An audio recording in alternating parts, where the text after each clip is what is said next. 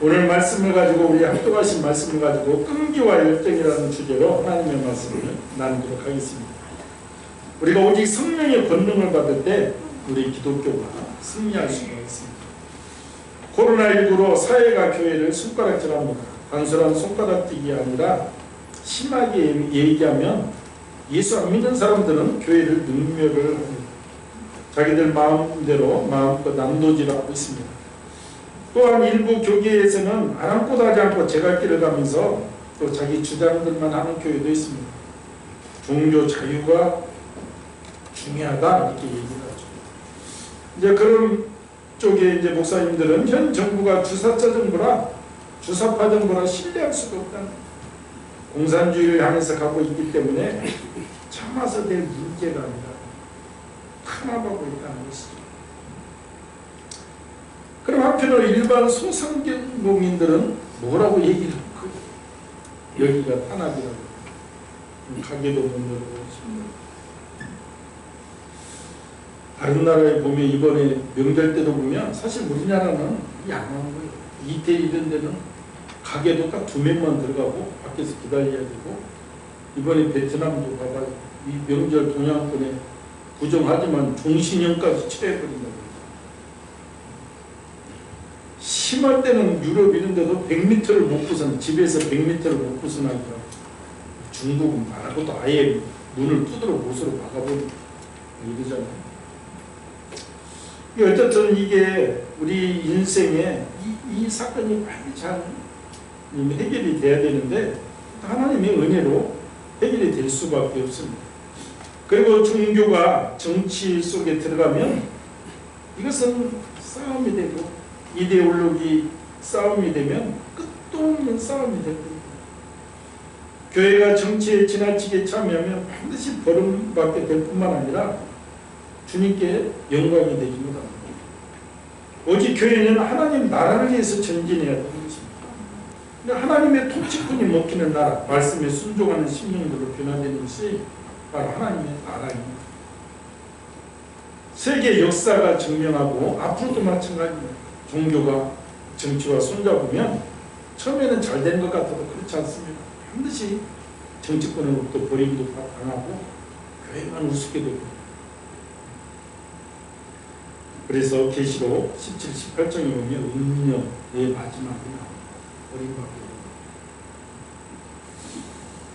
종교 지도자들이 음녀들, 종교 지도자들이 정치권과 야야하고 같이 되면 마침내 그들한테 인정받는 것 같아도 그렇지 않습니다. 정치라는 것은 권력을 잡기 위해서 뭐해서 최선을 다하는데 절대로 그렇게 대우를 해주는 것이 아닙니다.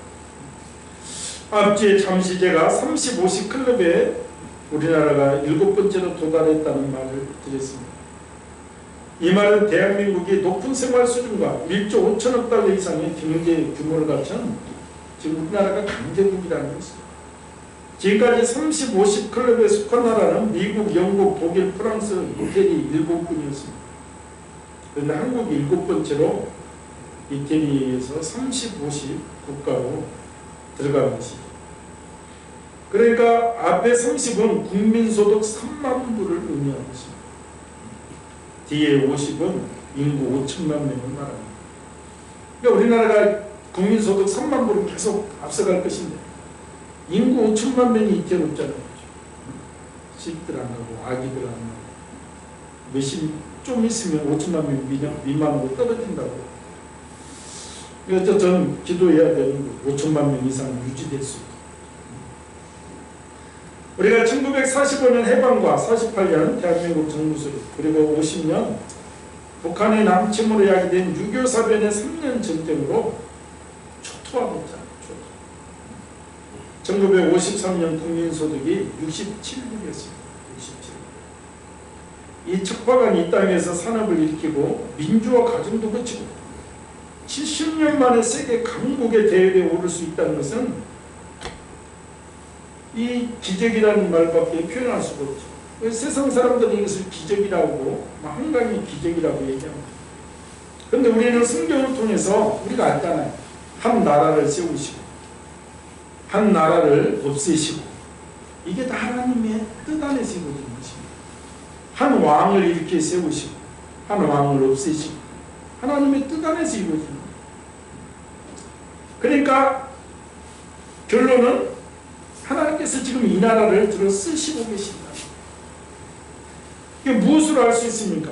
그래서 제가 가끔 얘기하지만 선교사 파송수에 보면 미국에 이어 우리나라가 두 번째이구나. 인구 대비를 보면 압도적으로 우리가 1위입니다. 미국이 인구가 3억 3천만 명. 여기에 해외 파송 선교사가 7만 명이에요.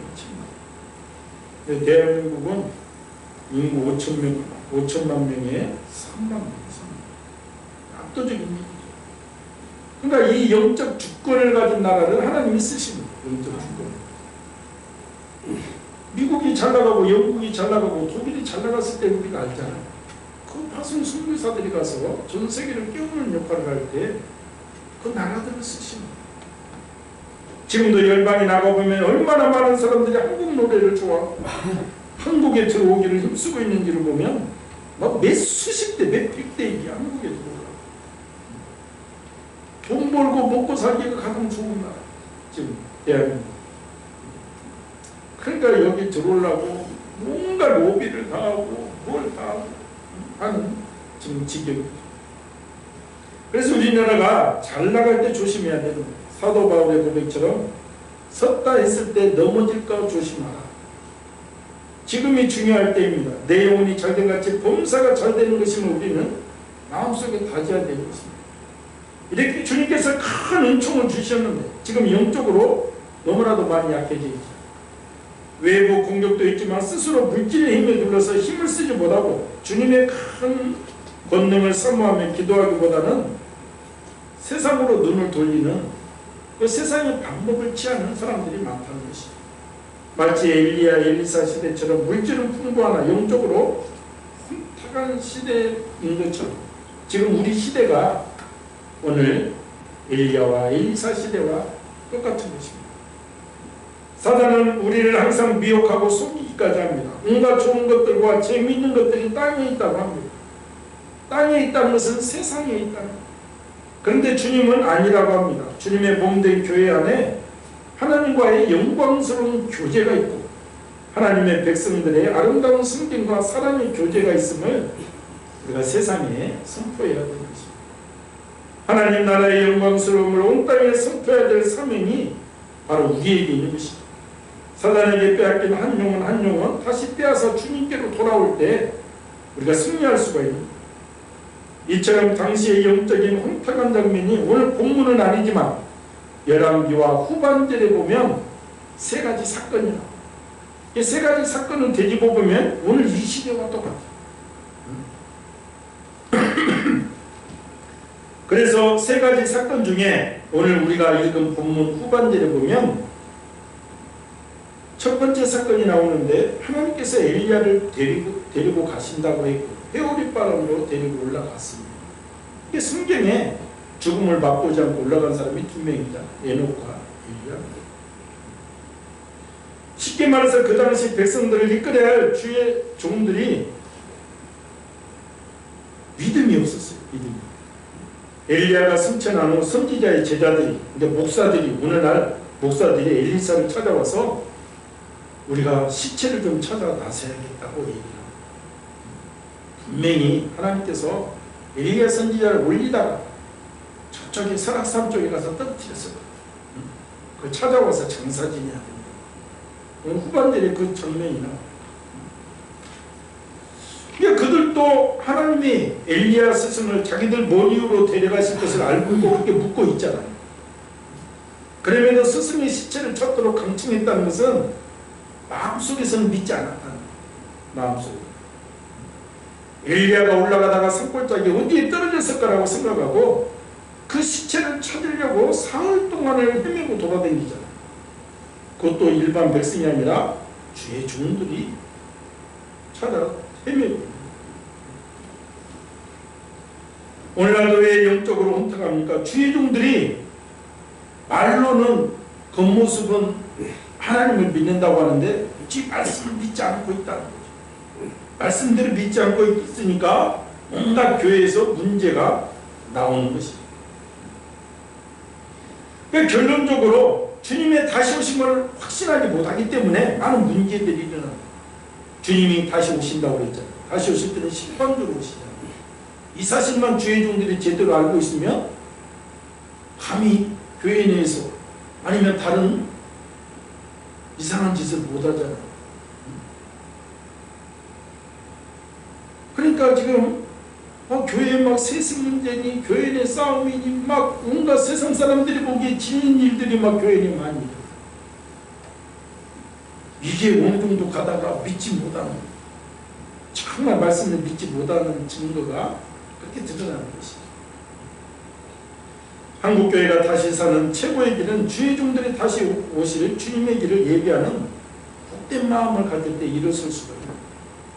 그래서 그 시대와 지금 시대가 똑같다.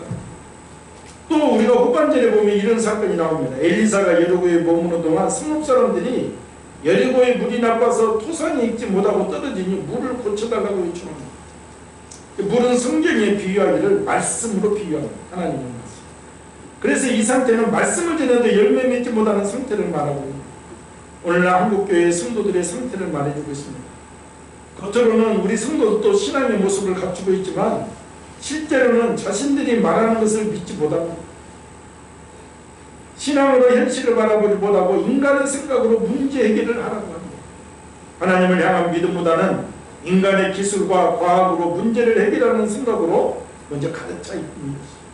즉 세속화된 심령들이라고 할 수 있습니다. 경건의 모습은 있지만 말씀의 능력을 믿지 못하는 연약한 성도들의 모습이죠. 그러니까 한국교회가 점점 힘을 잃어갑니다. 세 번째 영적인 현상은 엘리사가 베델에 올라갔을 때 작은 아이들이 나와서 엘리사를 조롱하잖아. 대머리여 올라가라. 대머리여 올라가라. 엘리사 선지자가 대머리여. 이 말은 엘리야의 승천을 조롱하는 말입니다. 아이들이 말하기를 만약 엘리야가 올라갔다면 우리는 못 봐서 모르겠는데 너도 올라가 봐라는 거예요. 그러면 우리가 믿겠다는 거예요. 그건 증거해봐라는 거예요. 이 대머리야. 이렇게 얘기하는 것이.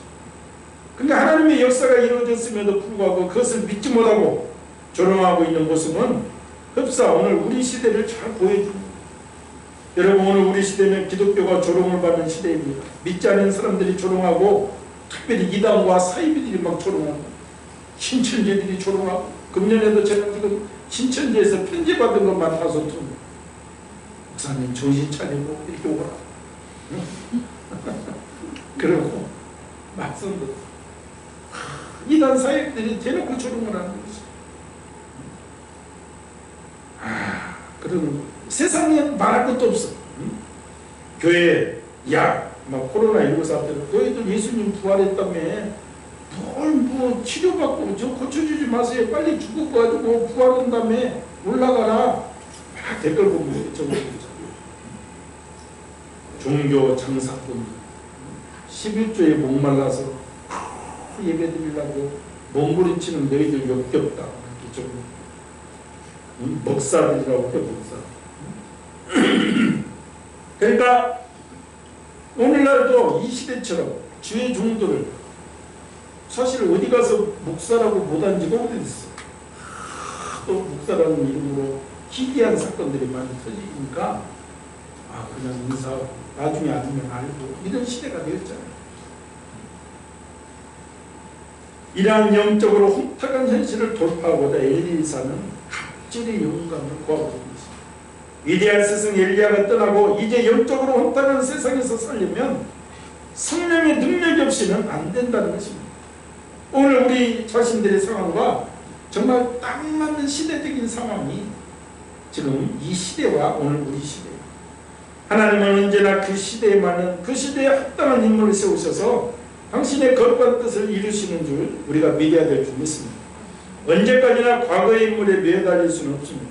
우리도 언제까지나 길선주 목사의 1907년 성령에 대해 역사 조영기 목사님 그 시절을 기록하는 것이 아니라 지금 이 시대에 우리가 중요하다는 거예요. 우리가 그런 능력을 받아야 된다는 것입니다. 그들을 추억하고 그들을 회상하며 그들이 없음을 안타까워해서는 안 된다 이 말이죠. 지금 이 시대는 바로 엘리사와 같이 갑절의 영감을 구해서 하나님의 능력으로 시대적인 사명을 감당하려는 주의 종들과 성도들을 하나님이 요구하고 있는 것입니다. 저 자신부터 내가 여기 있사오니 나를 써주옵소서 담대하게 고백하는 저와 우리 성도들이 되어야 될 줄 믿습니다. 이 시대적인 상황, 엘리사 시대의 시대적 상황을 보면 그래서 지금 우리 시대와 너무나도 똑같다고 했습니다. 북이스라엘은 오므리 왕정 시절에 경제적으로 번창했습니다. 이스라엘이 남유다와 북이스라엘 나누어졌지만 그다시 고대 근동 사람들은 오므리 왕가라, 북이스라엘을 오므리 왕가라고 했습니다. 오므리 왕가가 바로 아합 왕의 아버지가 오므리 왕입니다. 그걸 지칭한 아합 왕 시대 4대에 걸쳐서 왕이 올랐는데 그들은 수도를 사마리아로 옮기고 상하궁을 지을 만큼 경제적으로 번성했습니다. 경제적으로 군사적으로 번성했습니다. 상하궁을 지었다니까. 그런데 영적으로는 최악의 상황에 직면하게 됩니다. 북이스라엘의 7대 왕이었던 아합은 이스라엘 왕 중에 우상숭배와 탐욕스러운 모습을 가장 많이 보인 악한 왕이었습니다. 그는 바알을 숭배하는 무당의 딸 이세벨과 결혼했습니다. 아내의 영향을 받아 이스라엘의 바알 숭배가 아주 퍼지게 되었습니다. 이런 죄악의 결과로 아합 때문에 이스라엘 백성들은 3년 동안 비가 내리지 않는 고통도 당했습니다. 아합은 엘리야와 바알 아세라 선지자들 간의 850일의 갈멜산 대결을 통해서 하나님의 진정 하나님이라는 것을 알았죠. 그럼에도 불구하고 엘리야 선지자를 죽이려고 하고 있습니다. 이게 영적으로 아주 캄캄한 시절. 영적 암흑이라 이런 일이 일어난 것입니다. 생각해 보십시오. 선민 이스라엘에 그것도 궁정에 바알과 아세라 선지자가 850명이나 있었다는 것은 영적으로 얼마나 혼탁한 시대입니다.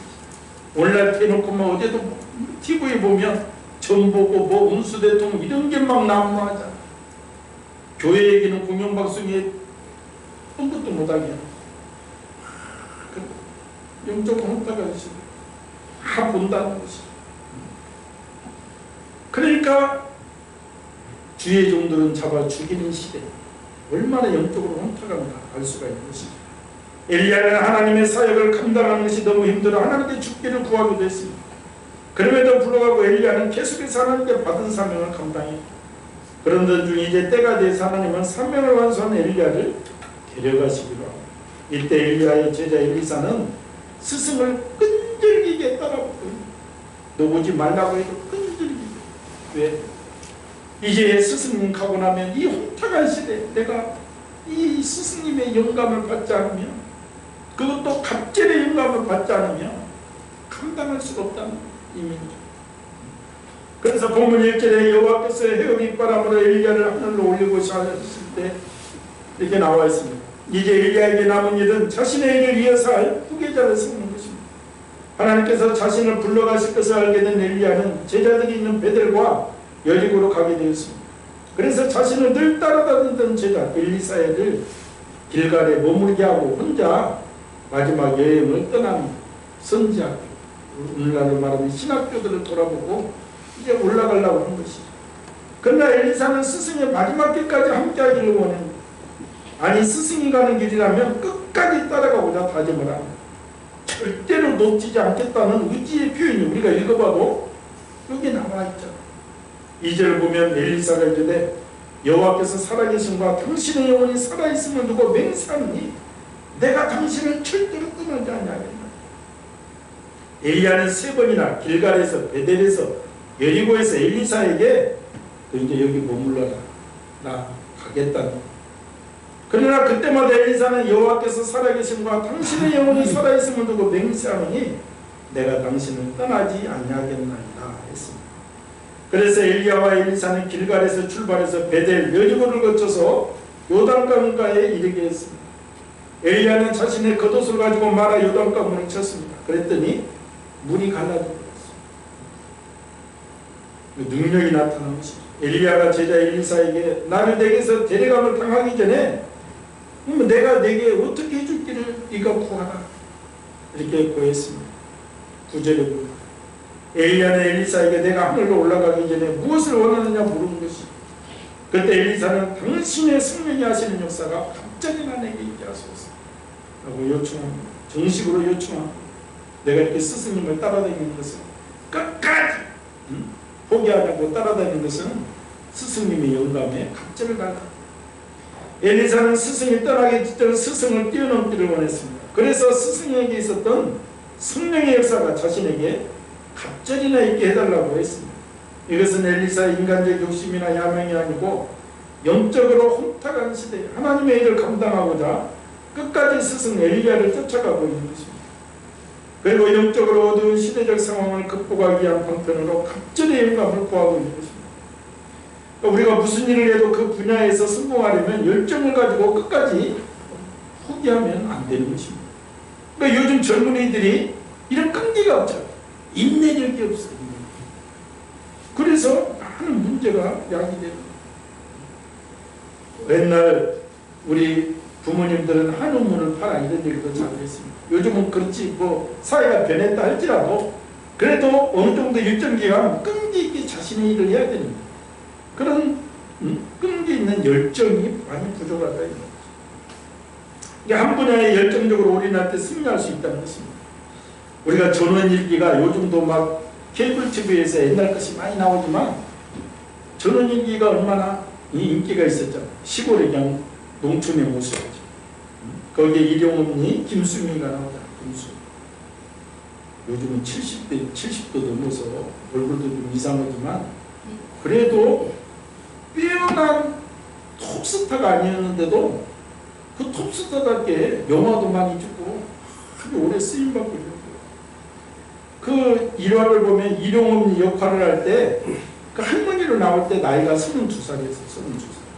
그러니까 탤런트가 되고 나서 자기가 이제 32살 때쯤 좋은 역할도 맡고 싶고 하는데 어느 날 PD가 부르더니 70 먹은 할머니 역할을 맡깁니다. 이 할머니 역할 한 번 하고 내가 인생이 끝나는 거 아닌가 해서 전원일기 한 번 출연하고 이래서는 내가 망하겠다 해서 도망가 버립니다. 그랬더니 막 담당 PD가 설득해도 안 되고 나중에는 PD 전화도 안 받고 다른 사람들이 전화해도 안 받고 그래서 어디까지 도망가냐면 제주도까지 도망가고 그 역할이 너무 싫어가지고 32살인데 자기 그 박은수 아들 역할하는 애보다 나이가 더 오랬다니까. 근데 엄마 역할을 했잖아요. 그래서 이제 절대로 그걸 하지 않으려고 도망갔는데 어느 날 김혜자 씨가 전화가 온 거예요. 야, 너 여기 네가 출연 안 하면 우리 일용엄니네 그것을 다 빼버린다고 한다. 너만 생각하지 말고 이 먹고 살기 힘든 시절에 다른 사람들은 그럼 어떻게 되겠냐. 거기 남편 역할도 있고 나중에 며느리 역할도 있고 아들 복길이도 있고 얘들이 다 또 거기에 파생된 사람들 다 안 쓴다잖아. 너만 쓴. 근데 그 말에 정신이 번쩍 들어서 야 이게 다 하나 때문에 이거 또 그게 먹고 사는 사람들이지. 그래서 돌아왔는데 그 일용엄니 그 할머니 역할을 하는 바람에 오히려 톱스타로 뜬 거예요. 그래서 나중에 거기서 욕도 잘하고 그래서 욕쟁이로도 쓰임받고 뭘로 쓰임받고. 그런데 이제 그걸 얘기하려고 한 거 아니라 그분이 자서전을 썼어요. 그 책 가운데 7살 때 경험을 쓰고 있다. 그래서 자기가 집이 군산인데 정말 아버지가 막내딸이라 너무너무 사랑을 해줬다. 그런데 어느 날 이제 들판으로 나가서 송아지 데리고 가서 풀을 뜯게 하는데 야 아빠 잠시 목욕하고 갔다 올 테니까 이 송아지 풀 잘 뜯기고 있어라. 이 송아지는 너희 큰 성 시집갈 미천이다. 그렇게 얘기해주고 간 거야. 그래서 송아지를 잘 이렇게 먹이고 있는데 갑자기 그냥 여름이니까 천지가 막 어두워지면서 천둥 소리가 나니까 송아지가 뛰기 시작한 거야. 송아지. 그래서 막 어린 김수미가 손에다가 밧줄을 매가지고 쫓아가는데 송아지가 얼마나 뛰어. 그 나중에 자갈길에서 그냥 넘어졌는데 크지 안 놓고 막 줄줄줄줄 쫓아가는데 터지고 찢어지고 막 피가 나고 막 가슴에서도 피가 뚝뚝 떨어지고 언제 달려가는지 아버지가 소리 질러내는 천둥 소리 만큼 큰 소리로 야 줄을 놔라 줄을 놔라 밧줄 놔버려. 그래도 막 피를 흘리면서도 못 놔요 죽어도 못 놔요 우리 성 시집간 미천이라 못 놔요 하면서 끝까지 붙잡고 끝까지. 나중에 그냥 아버지하고 부둥잡고 엉엉 울었다는 거 그러면서 못 놔요 못 놔요. 이런 끈기가 오늘날 그녀를 위대한 연기자로 세워주었다 이 말이죠. 그러니까 오늘 엘리사가 엘리야를 따르는 자세가 바로 이런 자세입니다. 스승님 절대 놓치지 않겠습니다. 못 놔요. 갑절의 영감이 임하기 전에는 못 놔요. 오늘 이 민족이 얼마나 혼탁합니다. 우리가 주님을 꼭 붙잡고 한국을 다시 영적으로 부흥시키겠습니다. 우리 성도들이 주님을 놓치지 않겠습니다. 못 놔요. 주님 놓치고 나면 우리 민족이 망합니다. 한국교회가 성령의 임재를 잃어버리고 나면 쭉전이만 나옵니다. 쭉전. 경제적으로 지금 3050 시대이지만 영적으로는 바닥이죠. 이게 못 놔요. 이런 외침이 이 한국교회와 우리 성도들에게 이런 자세가 있어요. 우리 주님 붙잡고 말씀 붙잡고 우리가 승리해야 되는 거예요. 그래야 세상의 빛과 소금의 역할을 감당할 수가 있습니다. 야곱이 천사를 붙잡고 씨름합니다. 환도뼈가 부러지는 고통 가운데서도 절대로 놓지 않습니다. 당신이 나를 축복하기 전에는 절대로 못 놔요 그러죠. 나를 축복하여 주시옵소서. 하나님이 이 민족을 쓰시겠다는 약속을 주시기 전까지는 못 놔요. 예배 때마다 부르짖어야 될 우리의 기도 제목인 것입니다. 주님이 영적으로 혼탁한 시대를 이끌어갈 갑절의 영감을 주시옵소서. 이거 붙잡고 끝까지 주님 붙잡고 승리해야 돼요. 하나님은 오늘 또 살아서 우주 만물을 주관하시고 우리 승사와 복을 주관하시는 이런 하나님을 놓고 우리가 어디로 가겠네. 살았다 한들 잠시 그냥 우리가 없어지는 앙자와 같은 존재죠. 그래서 우리도 끝까지 주님 붙잡고 갑절의 영감을 받아 사명을 감당해야 될 줄 믿습니다. 쥐는 고양이보다 속도가 배가 더 빠르다고 합니다. 그런데 고양이가 나타나기만 하면 눈빛만 봐도 쥐는 꼼짝 못합니다. 고양이에게 신비로운 힘이 있기 때문에 그렇습니다. 여주에 가면 이효재 권사님 집이 목장하고 뭐하고 쥐가 천국이 생깁니다. 그런데 산속에 고양이가 새끼를 낳은 것을 불쌍한 마음에 그것을 4-5마리를 들여다가 키우는 그 고양이들이 그 농장이고 꽉 잡고 있어서 쥐가 한 마리도 없어요. 아침마다 쥐를 잡아서 눈앞에다 탁탁 갖다 놔요. 고양이들이 칭찬받으려고 저녁에 쥐를 잡아가지고 눈앞에 딱딱 갖다 놔요. 쥐를 잡아. 옛날 먹고 살기 싫으실 것 같으면 그 쥐고기 해먹으면 될 것 같은데 그렇지 않아요. 그 고양이들이 그 긍휼을 베풀었더니 쥐를 잡아서 그 얼마나 인간적으로 보면 지저분하고 소똥에 뭐에 근데 쥐가 한 마리도 없다니까. 응? 고양이들이 아주 눈을 부릅뜨고 지키는 거예요. 그렇습니다. 우리도 고양이에게 있는 이런 힘이 필요하다 이 말. 이것이 바로 성령의 힘과 능력이 되는 것입니다.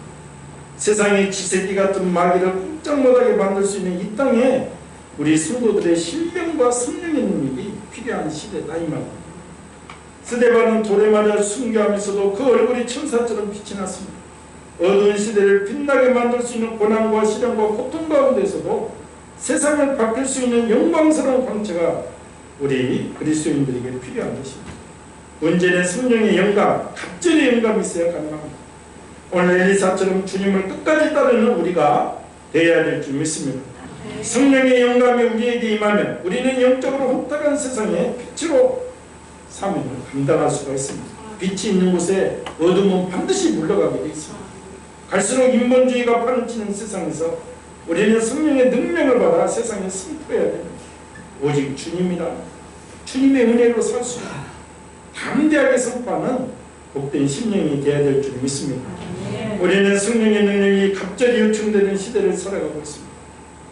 오늘날 정말 얼마나 이 신기한 사건들이 많이 일어나고 신기한 사건이 많습니다.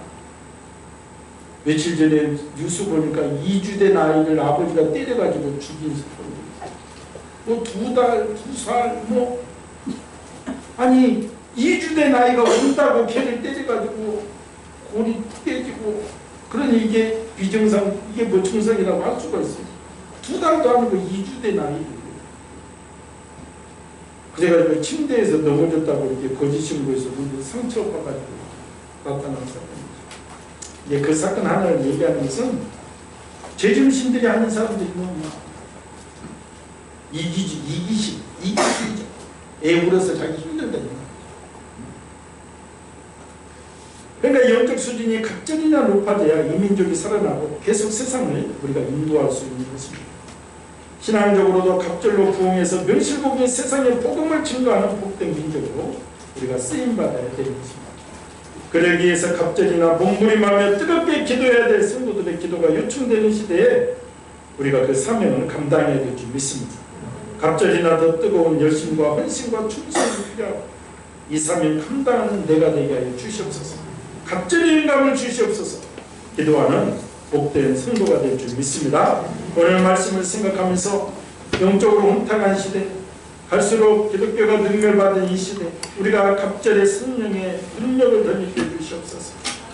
정말 쥐가 속도가 고양이보다 배 이상이 빠르지만 그 앞에 서면 꼼짝을 못하는 것처럼 이 세상에 우리가 성령의 본능을 힘입고 아버지 거짓과 불의 앞에 우리가 담대히 그것을 감당하는 내가 되게 하여 주시옵소서.